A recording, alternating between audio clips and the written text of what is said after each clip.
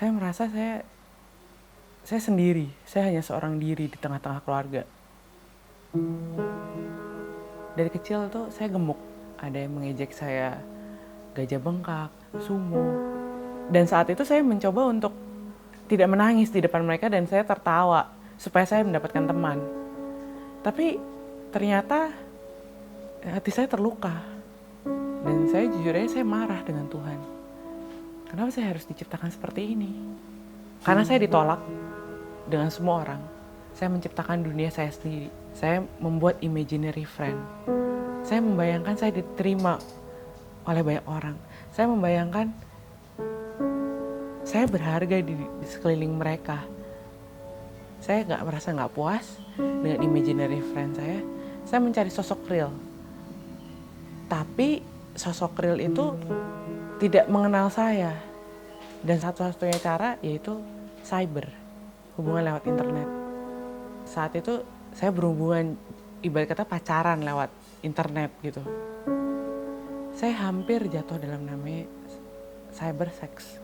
Pada saat itu saya nggak terlalu jatuh sampai bertemu fisik. Saya merasa depresi saat itu. Saya udah capek, saya udah nggak tahu mesti gimana. Dan saya mengambil saat waktu sendirian dengan Tuhan. Tuhan, sebenarnya Tuhan mau apa dari saya? Sebenarnya Tuhan menciptakan saya untuk apa? Sebenarnya Tuhan, apa sih maksud dan tujuanmu dalam hidup saya gitu?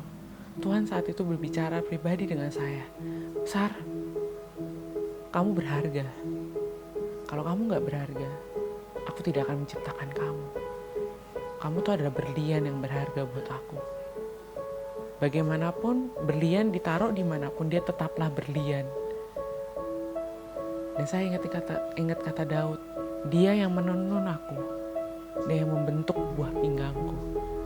Kejadianku dahsyat dan ajaib. Di saat itu saya merasakan bahwa ada satu sosok yang menerima saya apa adanya. Menerima saya dari dalam dan luar saya. Menerima saya dengan keberadaan saya, jelek-jeleknya, buruk-buruknya saya. Bagaimanapun bentuk kamu, bagaimanapun dosa kamu, aku tetap terima kamu apa adanya. Yang sekarang menjadi pertanyaan pada saya yang dia lontarkan, apakah kamu menerima aku?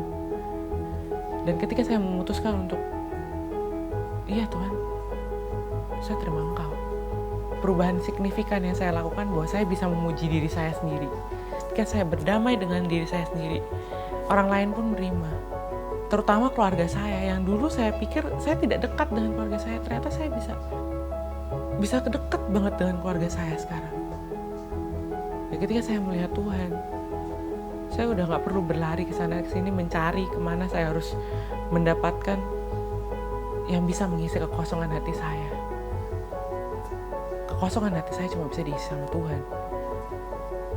Tapi ketika saya mendapatkan Tuhan, saya berharga. Dan saya tidak perlu mencari kasih.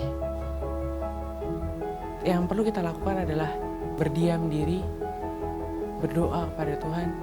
Tuhan tuh di depan kita. Dan dia sendiri yang akan memeluk kita. Dia akan sendiri yang memegang erat kita bahwa, hei, aku memperhatikan kamu loh. Hei, aku mengasihi kamu loh. Saya Sarita dan ini ceritaku.